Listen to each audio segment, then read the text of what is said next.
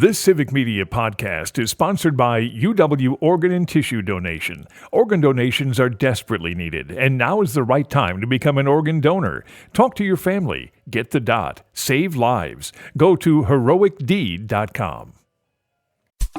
This is your WLAK Daily News Roundup for Lake Air, 107.5 FM and 1260 AM in Amory. For WLAK News, I'm James Kelly. After years of planning and work, the Ashland and Bayfield County 911 dispatch centers have officially been combined into a consolidated department. The first two-county dispatch center in the state officially launched earlier this week, and law enforcement officials say it will streamline operational efficiency for emergency services and lead to faster and more accurate responses. The counties received millions of dollars in state funding and grants for the project to ensure the combined dispatch center offers state-of-the-art technology.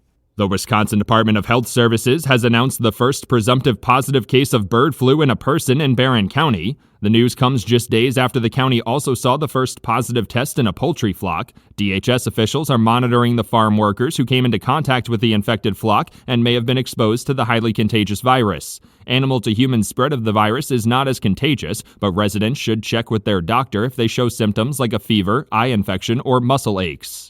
Wisconsin Governor Tony Evers and the State Building Commission have announced the approval of $81 million of projects across the state. According to a press release, the approved funding does not include an additional $70 million for Universities of Wisconsin building projects, which were delayed by the Republican-controlled state legislature. The approved projects include things like maintenance and repair projects for the Department of Corrections and Department of Health Services and the rehabilitation of historic sites across the state. The Superior Police Department is looking for information from the community following a hit-and-run accident that left a woman seriously injured over the weekend. According to law enforcement authorities, the 25-year-old woman celebrating her birthday was hit by a vehicle on Saturday at around 4 a.m. near TJ Champion's Bar on Belknap Street. She was taken to the hospital by nearby witnesses before authorities were able to respond to the scene of the accident. Police are asking anyone with information about the crash to contact their office. The Wisconsin Department of Natural Resources is reminding residents that the 2024 open water muskie fishing season is nearly over. According to a press release, the season will close statewide on December 31st, and after that date, muskie can no longer be targeted through the ice at any time. The muskie season will reopen in 2025 on May 3rd in the southern zone and May 24th in the northern zone. Anglers looking to take advantage of the season's final weeks should check the DNR's fishing regulations and quality waters page for nearby opportunities. The Wisconsin Department of Revenue is reminding residents to check their property tax bills to make sure they've received the lottery and gaming credit. According to a press release, the credit will provide direct tax relief to qualified residents and will appear on the tax bill as a reduction of the amount due. Residents who own a dwelling and use it as their primary residence as of the January 1st certification date for the year the property taxes are levied are eligible for the credit. Residents only need to apply for the credit one time for annual benefits. A former Sawyer County official has been charged with felony theft in a business setting after being accused of charging the county for extra time worked. According to court documents, former Animal Control and Zoning Ordinance Enforcement Officer Brandon Blachars had been charging the county for travel time, even though he was not using a county-owned vehicle to go to his office at the county dog pound in Hayward. The complaint alleges Blachars was overpaid by nearly $4,000 between August 2022 and January 2024 when he resigned. The Rusk County District Attorney has announced there will not be formal charges filed stemming from a UTV crash resulting in the death of a passenger. According to a press release, the District Attorney's office determined that there was not sufficient evidence to prove that 50-year-old Daniel Rydland was the victim of a criminal offense after he was killed in the September accident. Officials say the driver of the UTV, Grant Rydland, admitted to having one or two beers prior to the accident, but a blood sample did not show enough to pursue charges. The Wisconsin Department of Transportation has announced new road condition labels in an attempt to clear any potential confusion before drivers hit the road. Through 511 Wisconsin, DOT officials will now describe road conditions in 5 categories: normal, partially covered, completely covered, travel not advised, and no report. They say the new categories will streamline the distribution of important road safety information. The Wisconsin 511 map will also have colored outlines on roads through their app advising of updated road conditions.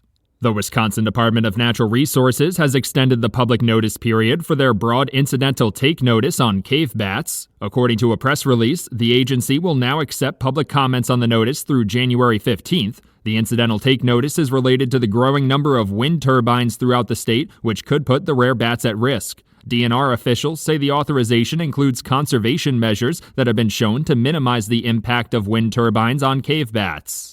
For WLAK News, I'm James Kelly. The Pack is back in Green Bay. Hi, I'm Mike Clemens with sports. After an extra day off, the Packers are back at work, getting ready to host the Saints on Monday Night Football. Linebacker Quay Walker expected to be out a while with an ankle injury. Rookie linebacker Edgerrin Cooper named NFC Defensive Player of the Week after his performance Sunday night in Seattle. Matt LaFleur. He's a really talented guy. He did a great job, and on that screenplay where they hit Jackson Smith-Jigba out the backfield, that was just an elite play by somebody that has elite athleticism. NBA, the Bucks in Cleveland tomorrow night against the Cavaliers. College basketball, Marquette with a win in their first Big East game of the season, beating Butler 80-70. Marquette now 10-2, ranked 9th in the nation. Head coach Shaka Smart. Somebody told me after the game, they said, well, we'll take that one. They've obviously never played or coached. Like, no Big East game is like, we'll take it. We have a level of gratitude that we were able to do what it took to win. Butler's a dangerous team that's had some good wins on this season. Obviously beat us last year here. And I thought the way our guys handled adversity was way better this time around, and that's what allowed us to win. That's Marquette Shaka Smart. With sports, I'm Mike Clemens.